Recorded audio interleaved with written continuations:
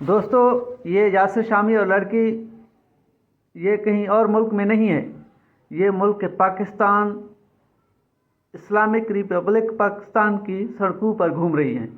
یہ کیا کر رہی ہیں آپ خود دیکھ رہ سکتے ہیں کہ یہ بہائی پھیلانے کے لیے ایک لڑکی کو سڑک بیچ کلا بازیاں کھانے کو کہہ رہا ہے اور وہ یہ ویڈیو بنا رہا ہے اپنی فیمس کے لیے اور رینکنگ کے لیے۔ یہ نہیں دیکھ رہا کہ یہ ملک پاکستان ہے، یہ پاکستان کلمے پر بنا ہے اور پاکستان بہائی کی جانب نہیں، پاکستان وہ پاکستان ہے محمد بن قاسم کا ہے جس نے اسے حاصل کیا۔ یہ ہمارے اولیاء کا ہے، ہمارے بڑوں کا ہے۔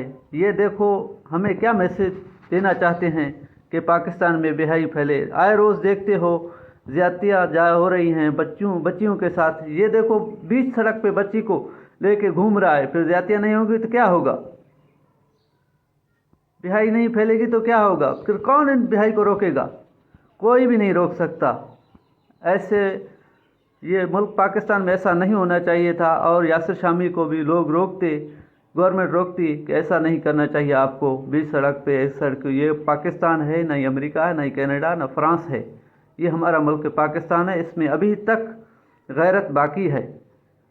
خدارا ہوش کے ناخن لیں، ان جیسے آدمی اور شخصوں کو روکے۔ دیکھو کیسے بہائی کی جانب دھکیلا جا رہا ہے پاکستان کو۔ ملک پاکستان میں کوئی بھی آواز اٹھانے والا نہیں ہے، صرف بعد میں روتے ہیں، رزلٹ کے بعد روتے ہیں کہ بھائی یہ ہو گیا، یہ وہ ہو گیا۔